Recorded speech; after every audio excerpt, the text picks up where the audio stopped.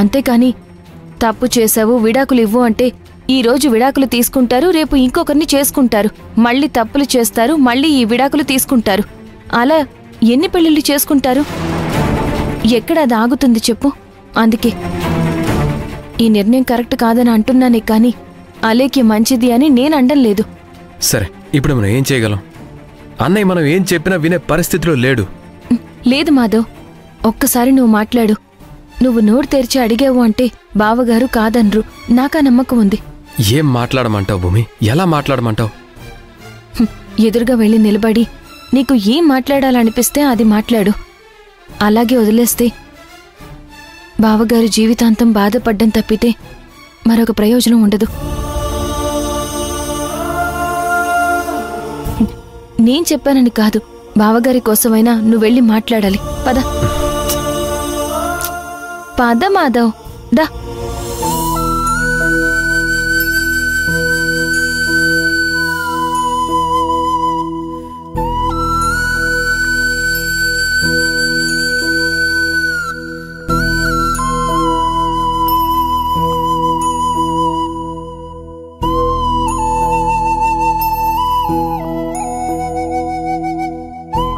అన్నయ్య, నీతో మాట్లాడదామని వచ్చాం. దేని గురించి? అదే అన్నయ్య, వదిన చేసింది చిన్న తప్పు కాదు. అలా అని విడాకులు తీసుకునే అంత పెద్ద శిక్ష వేయటం కూడా మంచిది కాదేమో అనిపిస్తుంది. ఒకసారి ఆలోచించానయ్యా. మాధవ, మనసు బాలేనప్పుడు మాటలో తేడా వస్తుంది. దయచేసి ఈ విషయం గురించి మాట్లాడి నేను మిమ్మల్ని బాధ పెట్టే విధంగా ప్రవర్తించేలాగా చేయొద్దు. చూడు మాధవ, ఈ విడాకుల విషయంలో ఎవరు ఏం మాట్లాడినా ఇదే నా నిర్ణయం. అదేంటన్నయ్య అలా అంటావు? నువ్వు బాధపడుతూ ఉంటే నేను మాత్రం చూస్తూ ఎలా ఊరుకుంటాను? నేను బాధపడుతున్నానని నా పక్కన కూర్చుని మీరు బాధపడతారా? లేదంటే దాన్ని తీసుకొచ్చి నా పక్కన కూర్చోబెట్టి ఇలాగే జీవితాంతం బాధపడుతూ ఉండమంటారా? మీరు చెప్పిన మాటలు వినే పరిస్థితి ఇంత దూరం వచ్చింది. ఇక అక్క చెప్పిందనో, నువ్వు చెప్పావనో, అమ్మ నాన్న చెప్పారనో దాన్ని ఇంకా ఇంట్లో పెట్టుకుంటే అసలు నేనుంటానో లేదో అనే అనుమానం వస్తుంది.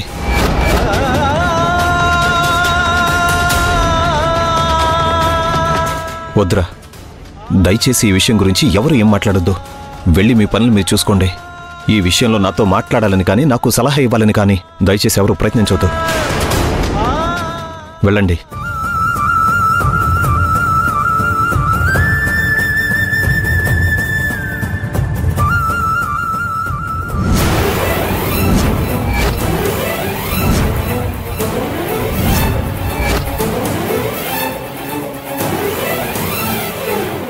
ఏంటమ్మా ఏం మాట్లాడవు?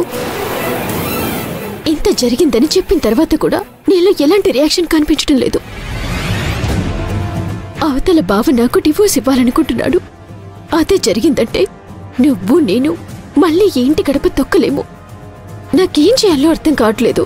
సమయానికి నువ్వు ఇంట్లో లేవు, ఎక్కడికెళ్ళావో తెలీదు. ఈలోపే ఇదంతా జరిగిపోయింది. కొద్ది రోజులు నేను లేకపోతేనే ఇంత జరిగిందా అని ఆలోచిస్తున్నానే. పరిస్థితి ఇంత దూరం రాకూడదు. ఎవరైనా తీసుకొచ్చారో నువ్వే తెచ్చుకున్నావో. విషయం చాలా దూరం వచ్చేసింది. చాలా దూరం వచ్చేసిందని నాకు అర్థమవుతుంది. కానీ దానికి ఏం చేయాలో చెప్పమ్మా. ఒట్టేటప్పుడల్లా ఏవేవో ఎత్తులు వేస్తూ ఉంటావు కదా. ఇంత జరుగుతుంటే నువ్వేం చేస్తున్నావు? జారకుండా జాగ్రత్త పడొచ్చుగా. ఒక్కసారిగా పరిస్థితులన్నీ నా చేయి దాటిపోయాయి. ఎంత ఆపాలనుకున్నా ఇప్పుడు బావ నా మాట వినట్లేదు. ఎట్టి పరిస్థితుల్లోనూ నాకు డివోర్స్ ఇవ్వాలనుకుంటున్నాడు. ప్రతిదానికి ఆ రుద్రాణి అంటావు కదా. ఇలాంటప్పుడు దాని సాయం తీసుకోవచ్చు కదా. ఏంటమ్మా రుద్రాణి? ఎవరా రుద్రాణి? బావ మీద నాకున్న ప్రేమ నన్ను కొంతవరకు ఆపింది. లేదంటే ఆ రుద్రాణి అసలు నా ముందు ఎందుకు పనికొస్తుంది? అసలు తనని నమ్ముకోవటం వల్లే పరిస్థితి ఇంత దూరం వచ్చింది. నా సొంత ఆలోచనలతో నాకు నచ్చినట్టుగా నేను వెళ్ళుంటే అసలు ఈరోజు ఈ పరిస్థితి వచ్చేదే కాదు. మరిప్పుడు ఏం చేద్దాం అంటావు? అదే అర్థం కాకనే కదమ్మా నువ్వేదైనా చెప్తావేమో అని ఎదురు చూస్తున్నాను. ఎవరు అవునన్నా కాదన్నా నాకు నా బావంటే ప్రాణమమ్మా. ఎన్ని తప్పులు చేస్తున్నా కాస్తైనా ఆలోచించి చేశాను అంటే దానికి కారణం బావ.